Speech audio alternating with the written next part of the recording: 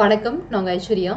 Indian polity chapter wise discussion through Laxmikanth textbook 6th edition பார்த்துட்ருக்கோம்.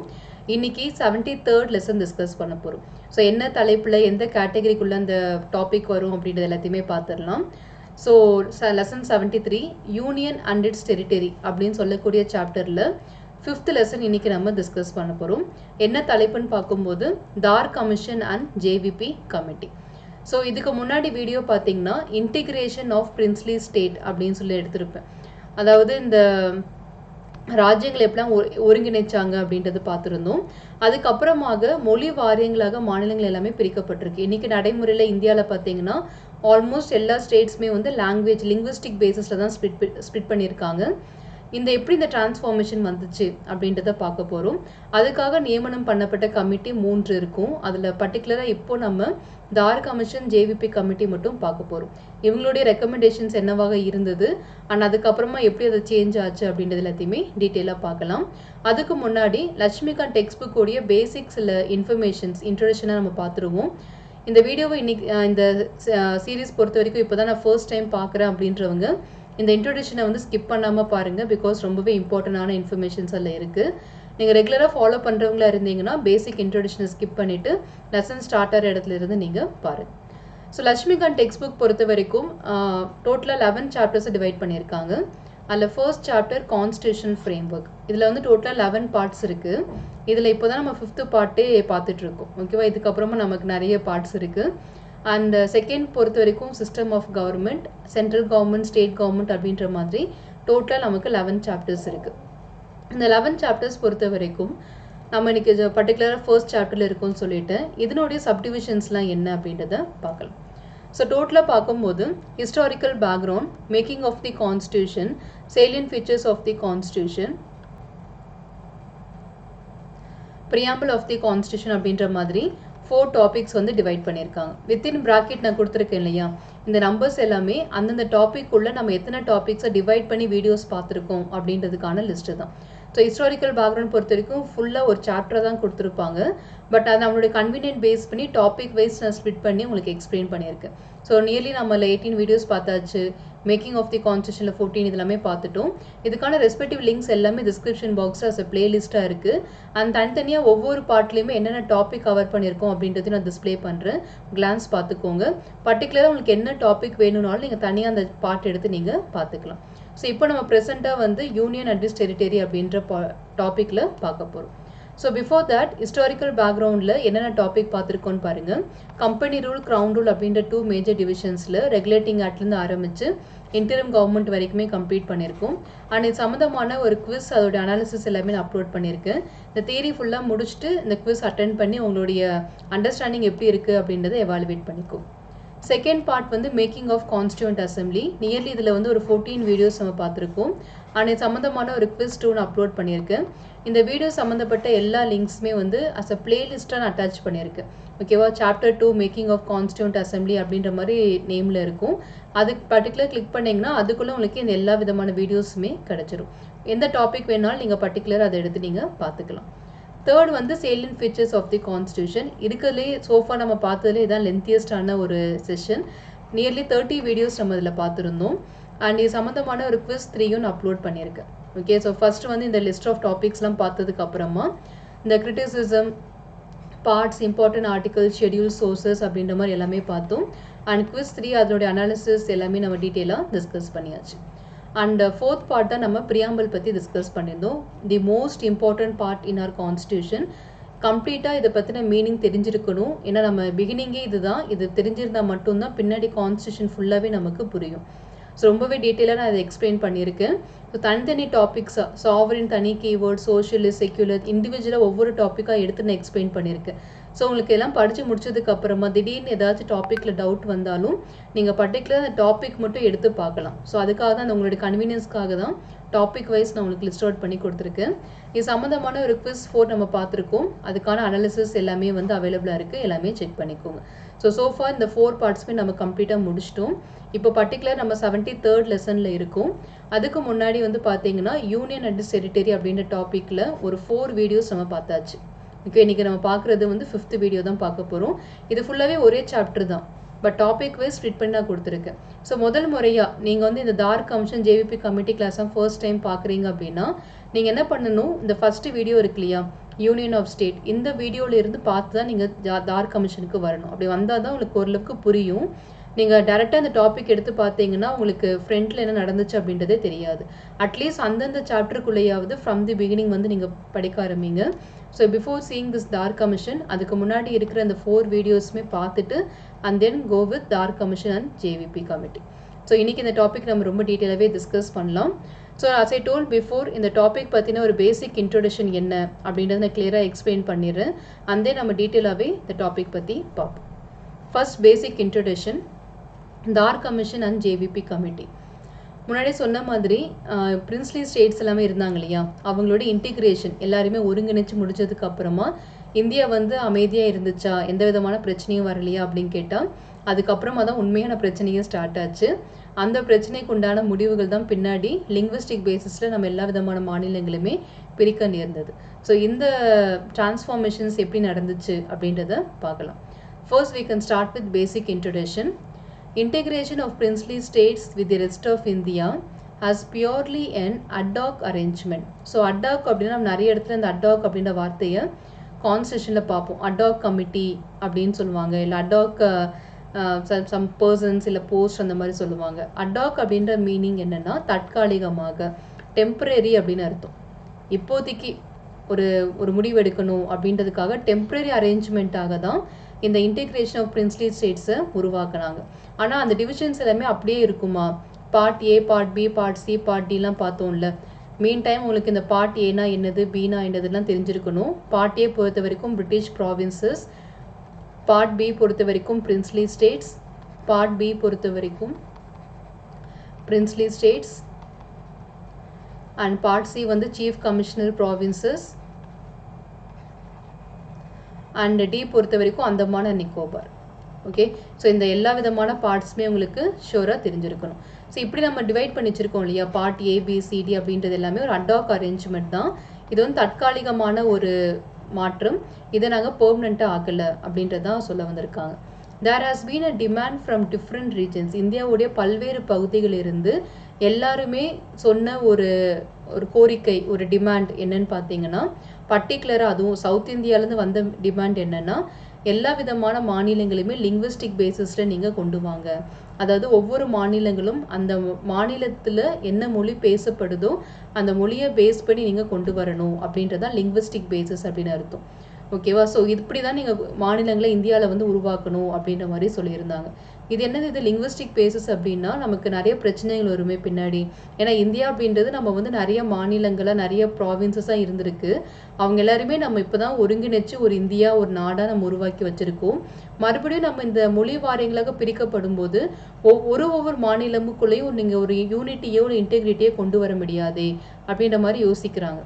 ஏன்னா உண்மையில் அதுதானே, ஒரு மொழி வாரியங்களை பிரிச்சிட்டோம் அப்படின்னா நீ வேறு மொழியை சேர்ந்த ஒரு நபராக இருக்க, நான் வேறு மொழியை சேர்ந்த நபராக இருக்கேன் அப்படின்னு நமக்குள்ள ஒரு அடிப்படையாகவே வந்து ஒரு விதமான பிரிவினை வர ஆரம்பிக்கும். இந்தியாவில் ஆரம்பத்தில் இருந்தே வந்து மக்கள்கிட்ட எந்த அளவுக்கு ஒரு ஒற்றுமையும் ஒருங்கிணைப்பையும் கொண்டு வரணுமோ அதுக்குண்டான ஏற்பாடுகள் தான் செஞ்சாங்களே தவிர ஒரு சின்ன இடத்துல கூட பிரிவினையை கொண்டு வந்துடக்கூடாது அப்படின்றதுல பார்த்துட்டு இருந்தாங்க.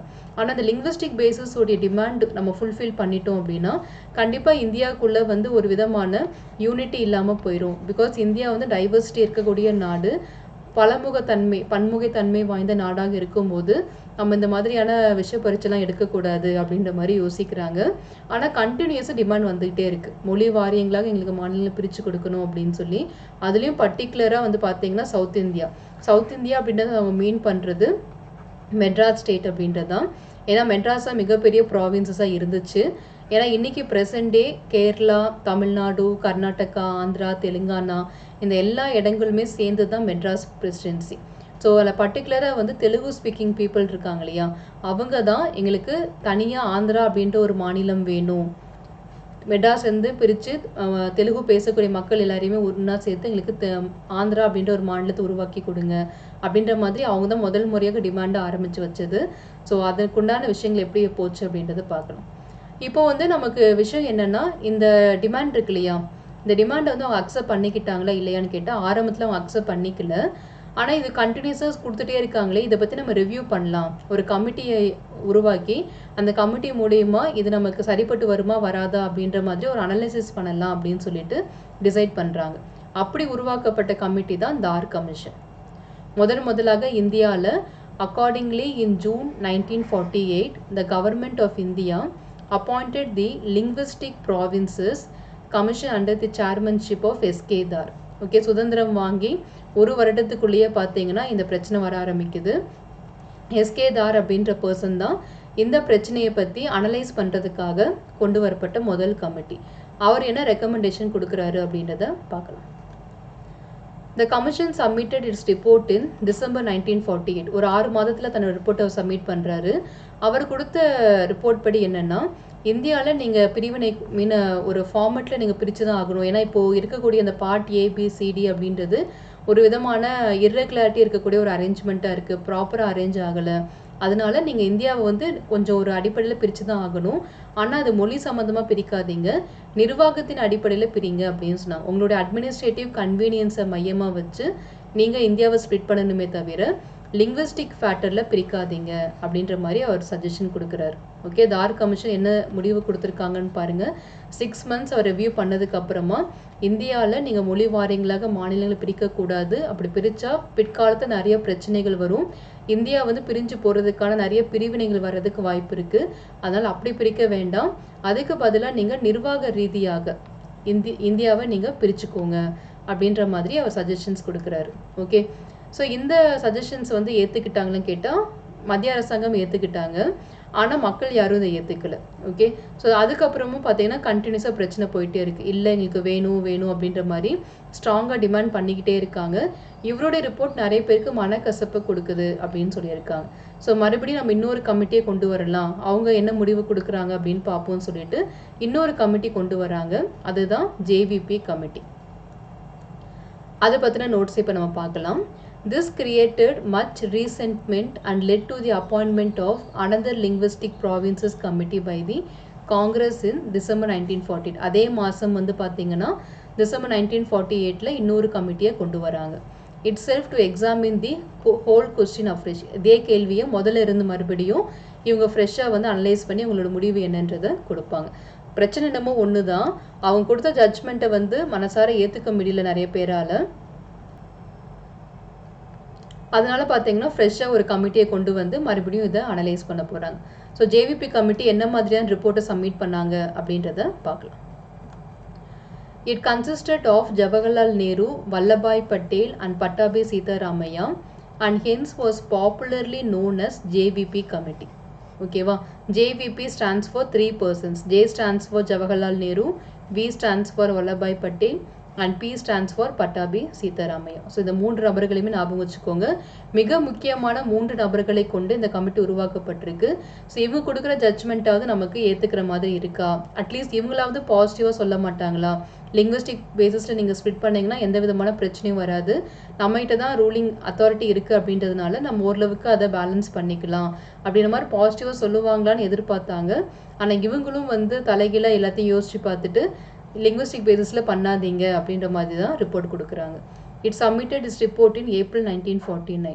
ஓகேவா, டிசம்பரில் கொண்டு வந்த கமிட்டி வித்தின் 4 months பார்த்தீங்கன்னா ஏப்ரல் 1949 தங்களோட ரிப்போர்ட்டை சப்மிட் பண்ணுறாங்க. இவங்களும் rejected language as the basis for reorganisation of states. So இந்தியாவை மொழி வாரியங்களாக பிரிக்கக்கூடிய அந்த இனிஷியேட்டிவ்க்கு இவங்களும் மறுப்பு தான் தெரிவிச்சிருக்காங்க. வேண்டாம், அது பிரச்சனை தான் ஆகும் அப்படின்ற மாதிரி சொல்லியிருக்காங்க. ஸோ இப்போ தார் கமிட்டியும் ஜேவிபி கமிட்டியும் 2 பேருமே வேண்டான்னு சொன்ன ஒரு விஷயம் பின்னாடி எப்படி நம்ம நடைமுறைப்படுத்தணும் அப்படின்றதா மிகப்பெரிய கேள்விக்குறி. எல்லாருக்கும் ரொம்ப ஆர்வமாக இருக்கும். ஏன் 2 கமிட்டியுமே வேண்டாம் தானே சொன்னாங்க, அப்புறம் எப்படி தான் நீங்கள் லிங்குவிஸ்டிக் பேசிஸில் மாநிலங்கள் எல்லாத்தையும் உருவாக்குனீங்க அப்படின்னு உங்களுக்குள்ள ஒரு கேள்வி வந்திருக்கும். முதல் முறையாக படிக்கிறவங்கள தான் நிச்சயமாக வந்திருக்கும். அந்த கேள்விக்கு உண்டான பதில் தான் இப்போ நம்ம பார்க்க போகிறோம். However, in October 1953, ஓகேவா, நம்ம முன்னாடி பார்த்த வருஷம் என்னது 1948. ஓகேவா, 1948 இந்த முடிவு சொல்லி முடிச்சிட்டாங்க ஏப்ரல் மாதம் 1948. பட் அதுக்கப்புறம் ஆக்சுவலி 1949 தானே, ஆமாம் 1949 முடிவு சொல்லி முடிச்சிட்டாங்க. 3 வருஷத்துக்கு அப்புறமா பார்த்தீங்கன்னா அக்டோபர் 1953 இந்தியாவில் முதல் முறையாக ஃபர்ஸ்ட் லிங்குவிஸ்டிக் ஸ்டேட்டை உருவாக்கிட்டாங்க. ஓகேவா? அதுக்கு பேர் வந்து ஆந்திரா ஸ்டேட். ஸோ ஏன் இந்த முடிவு? ஒரு கமிஷன் 2 கமிஷன்கள் அப்பாயிண்ட் பண்ணி 2 கமிஷனுமே வேண்டான்னு சொன்ன ஒரு இனிஷியேட்டிவ் ஏன் இவங்க 1953ல எந்த விதமான கமிட்டியுமே கொண்டு வராமல் சடனாக ஏன் இதை உருவாக்குனாங்க? ஏன்னா இந்த ஆந்திரா ஸ்டேட்டை உருவாக்கும் போது எந்த கமிட்டியும் போட்டு ஆந்திராவை உருவாக்கலாமா வேண்டாமா எதுவுமே கேட்கல. நமக்கு வந்து உருவாக்குறதுக்கான உரிமைகள் இருக்குது. நம்ம முன்னாடியே ஆர்டிகல் 2 ஆர்டிகல் 3 பற்றி கிளியராக பார்த்துட்டோம். இந்தியாவில் ஒரு எந்த ஒரு தன்மையில் வேணும்னாலும் நீங்கள் மாநிலத்தை பிரித்து அமைக்கிறதுக்கோ இல்லை சேர்த்து அமைக்கிறதுக்கோ எல்லா உரிமைகளுமே பார்லிமெண்ட்டுக்கு இருக்குது. அந்த உரிமையில் பார்த்தீங்கன்னா அவங்க ஆந்திரா ஸ்டேட்டை உருவாக்கிட்டாங்க. ஸோ ஏன் இதை பண்ணாங்க அப்படின்றத பார்க்கணும். அதுக்கு உண்டான ரீசன்ஸ் பின்னாடி இருக்குது. இந்த வருஷம் மட்டும் நோட் பண்ணிக்கோங்க. இன் October 1953 the government of India was forced means அவங்களுக்கு விருப்பம் இல்லைனாலுமே இருக்கக்கூடிய சூழ்நிலைகள் சரியில்லாத காரணத்தினால நிர்பந்தமாக வேறு வழியே இல்லாமல் அவங்க இதை உருவாக்கிட்டாங்க. was forced to create the first linguistic state known as Andhra state by separating the Telugu speaking areas from the Madras state. Madras மாகாணத்தில் இருந்து தெலுங்கு பேசக்கூடிய மக்கள் இருப்பாங்க இல்லையா, அவங்க எல்லாரையுமே பிரித்து தனியாக ஆந்திரா மாநிலம் அப்படின்னு ஒன்று உருவாக்கிட்டாங்க. ஸோ இந்த உருவாக்கத்திற்கு உண்டான ரீசன்ஸ் என்ன அப்படின்றத பார்க்கலாம். This is followed a prolonged popular agitations and the death of Potti Sriramulu, a Congress person of standing after a 56-day hunger strike for the cause. Okay, 56 நாட்கள் தொடர்ச்சியாக. ஸோ நீங்கள் கணக்கெடுத்து பார்த்தீங்கன்னா நியர்லி ஒரு 2 months வச்சுக்கலாம். ஸோ 2 மாதங்கள் வந்து அவர் கண்டினியூஸாக ஹங்கர் ஸ்ட்ரைக் உண்ணாவிரதம் இருந்திருக்காரு. எதுக்காகனா இந்த ஆந்திரா ஸ்டேட்டை உருவாக்கணும். மெட்ராஸ் பிரசிடென்ஸில் இருந்து தெலுங்கு ஸ்பீக்கிங் பீப்புளை ஸ்பிட் பண்ணி ஆந்திரா மாநிலத்தை உருவாக்கணும் அப்படின்ற அந்த டிமாண்டுக்கு ஃபுல்ஃபில் பண்ணுறதுக்காக உண்ணாவிரதம் இருந்திருக்காரு. 1 நாள் 2 நாள் இல்லை, தொடர்ச்சியாக 56 நாட்கள் இருந்திருக்காரு. கடைசியாக அந்த 56வது நாள் அவர் இறந்தும் போயிட்டார். ஓகேவா? 56 days சாப்பிடாம இருந்தால் கண்டிப்பாக இறந்தான் போகணும். ஸோ அவர் இறந்துடுறாரு. கம்ப்ளீட்டாக எல்லா இடத்துலையுமே வந்து பிரச்சனை வெடிக்க ஆரம்பிச்சிருச்சு. So Congress person and then நிறைய ஃபைட்டர்ஸ் வந்து இப்படி இவருடைய மறைவுக்கு அப்புறமா வந்து இந்த டிமாண்ட் இன்னும் சீரியஸாக வர கொண்டு போக ஆரம்பிச்சிட்டாங்க. மிகப்பெரிய ரிவோல்ட் வர மாதிரி ஆரம்பிக்குது, பிரச்சனை வர மாதிரி ஆரம்பிக்குது. இப்போ தான் நம்ம இந்தியா இண்டிபெண்டன்ஸ் வாங்கி கொஞ்சம் மூச்சு விட்டுருக்கு. 1947 இண்டிபெண்டன்ஸ் வாங்கி இன்னும் நம்ம செட்டில் டவுனே ஆகலை. அதுக்கே நமக்கு ஒரு 10 வருஷமாவது ஆகும். ப்ராப்பராக எல்லாத்தையுமே செட்டில் பண்ணி நம்மளுடைய டெவலப்மெண்ட்கான முதல் அடி எடுத்து வைக்கிறதுக்கே நமக்கு நியர்லி ஒரு 10 years ஆகும். அதுக்குண்டான ப்ராசஸில் இருந்துட்டு இருக்கும் போது பார்த்தீங்கன்னா இவங்க இந்த மாதிரி பிரச்சனை பண்ண ஆரம்பிக்கிறாங்க. என்ன பண்ணுறதுனே தெரியல. இன்கேஸ் இந்த ரிவோல்ட்டை நம்ம வந்து தடுக்கலை அப்படின்னா இது மிகப்பெரிய கிளர்ச்சியாக மாறிடும் அப்படின்ற ஒரு பயத்தில் இவங்களோட டிமாண்டை ஒரு நிர்பந்தத்தின் அடிப்படையில் உருவாக்கிடுறாங்க. ஸோ மெட்ராஸ் ஸ்டேட் அப்படின்றது இப்படி மெட்ராஸில் இருந்து ஆந்திரா ஸ்டேட் இப்படி தான் ஃபஸ்ட்டு வந்து பிரிக்கிறாங்க இந்த இயர் 1953ல். ஸோ 1953ல் எந்த வருஷம் அப்படின்னு பார்த்தீங்கன்னா அக்டோபர் மாதம் 1953ல் இதை கொண்டு வராங்க. ஓகே, ஸோ பொட்டி ஸ்ரீராமுலு ரொம்ப இம்பார்ட்டண்டான பர்சன். ஏன்னா இவர் தான் இந்தியாவில் லிங்குவிஸ்டிக் பேசிஸில் மாநிலங்கள் உருவாக்குறதுக்கான அடிக்கல் போட்டதே இவர் தான். ஸோ இவர்கிட்ட இருந்தால் நம்ம மற்றது எல்லாத்தையுமே ஸ்டார்ட் ஆயிருக்கு. So this followed a prolonged popular agitations and the death of Potti Sriramulu, a Congress person of standing after a 56-day hunger strike for the cause. So எல்லா விதமான நோட்ஸ் நம்ம படிச்சிட்டோம். இப்போ பாயிண்ட்ஸ் டு ரிமெம்பரில் நம்ம recall பண்ண வேண்டியதான் பாக்கி. So இந்த JVP committee and Dhar committee as well as JVP committee ஆர்டராக தான் சொல்லணும். அதனுடைய மோஸ்ட் இம்பார்ட்டன்ட் பாயிண்ட்ஸ் என்ன அப்படின்றத இப்போ நம்ம எப்பயும் போல் நம்ம நோட்ஸாக வந்து ரிட்டன் நோட்ஸாக பார்த்துடலாம். நீங்கள் நான் சொன்ன மாதிரி உங்களுடைய நோட் புக்கில் இந்த பர்டிகுலர் இப்போ நம்ம பார்க்க போகிற பாயிண்ட்ஸ் மட்டும் எழுதி வச்சுக்கோங்க. அப்படி இல்லைனா take the screenshot of that page. அந்த பேஜை ஸ்க்ரீன்ஷாட் எடுத்து சேவ் பண்ணி வச்சுக்கோங்க. Before going for the examination revision டைமில் ஜஸ்ட் இந்த பேஜை மட்டும் நீங்கள் ரிவைஸ் பண்ணிக்கிட்டீங்கன்னா போதும், ஃபுல்லாக படிக்கணுன்ற அவசியம் இல்லை. So first we can start with basic demand எப்படி ஆரம்பமாச்சு அப்படின்றத பார்க்கலாம். So linguistic basis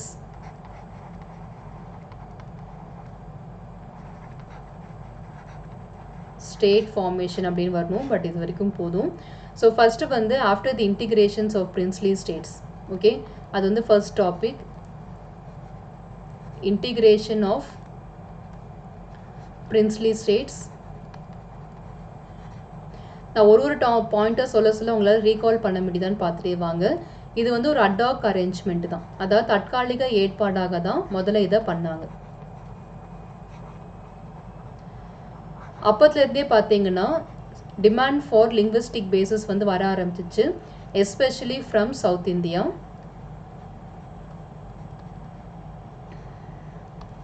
linguistic basis ஸ்டேட்ஸை வந்து பிரிக்கணும் அப்படின்ற டிமாண்ட் வந்து வர ஆரம்பிக்குது.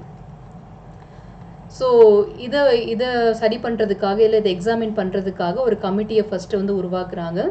அந்த கமிட்டி வந்து ஜூன் மந்த் 1948 தார் கமிட்டி கொண்டு வராங்க. ஸோ இவங்க தங்களுடைய ரிப்போர்ட்டை டிசம்பர் மந்த் 1948 சப்மிட் பண்ணுறாங்க. ஸோ அவங்க என்ன சொல்கிறாங்கன்னா, நீங்கள் வந்து அட்மினிஸ்ட்ரேட்டிவ் நிர்வாக ரீதியாக மாநிலங்களை பிரிக்கணும், லிங்குவிஸ்டிக் பேசிஸில் வேண்டாம். நீங்கள் இந்தியாவை வந்து நீங்கள் ஒரு ப்ராப்பராக அரேஞ்ச் பண்ணணும்னு நினைக்கிறீங்க அப்படின்னா நிர்வாக ரீதியில் நீங்கள் அரேஞ்ச் பண்ணுங்கள், ஆனால் நீங்கள் லிங்குவிஸ்டிக் பேசிஸில் பண்ணாதீங்க அப்படின்ற மாதிரி சொல்கிறார். ஓகேவா? Administrative basis and not on. So linguistic பேசிஸ்க்கு வந்து அவங்க மறுப்பு தெரிவிக்கிறாங்க. ஓகேவா? வேண்டான்னு சொல்கிறாங்க, அட்மினிஸ்ட்ரேட்டிவ்க்கு ஓகே சொல்கிறாங்க. அதே வருஷம் ஸோ இது வந்து நிறைய பேருக்கு ஒரு மனக்கசப்பு தான் ஏற்படுத்துது. எல்லாராலையும் இந்த முடிவை வந்து ஏற்றுக்க முடியல. ஸோ மறுபடியும் நம்ம இந்த இஷ்யூவை வந்து இன்னொரு கமிட்டி மூலயமா நம்ம டிசைட் பண்ணலாம் அப்படின்னு சொல்லிட்டு சேம் அதே மாதம் டிசம்பர் 1948 பார்த்தீங்கன்னா ஜேவிபி கமிட்டி அப்படின்னு ஒன்று கொண்டு வராங்க. ஸோ ஜேவிபி கமிட்டியில் 3 நபர்கள் இருந்தாங்க. ஜவஹர்லால் நேரு, சர்தார் வல்லபாய் பட்டேல் அண்ட் பட்டாபி சீதாராமையா. ஸோ இவங்க தங்களோட ரிப்போர்ட்டை வந்து பார்த்தீங்கன்னா ஏப்ரல் மாதம் 1949 சப்மிட் பண்ணுறாங்க. அவங்க என்ன சொன்னாங்கன்னா, லிங்குவிஸ்டிக் பேசிஸ்க்கு வேண்டாம், not on linguistic basis,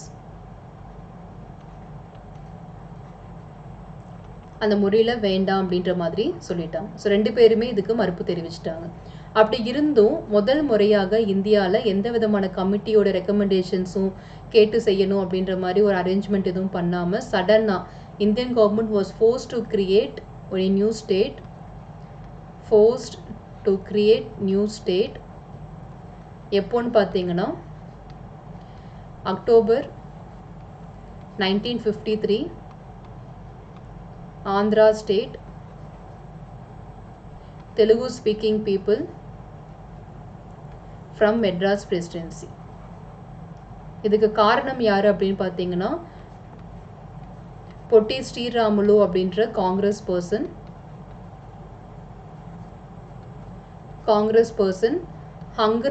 hunger strike அப்படின்றது உண்ணாவிரதம் இருக்கிறாரு continuously for 56 days and at the end of 56th day he died also.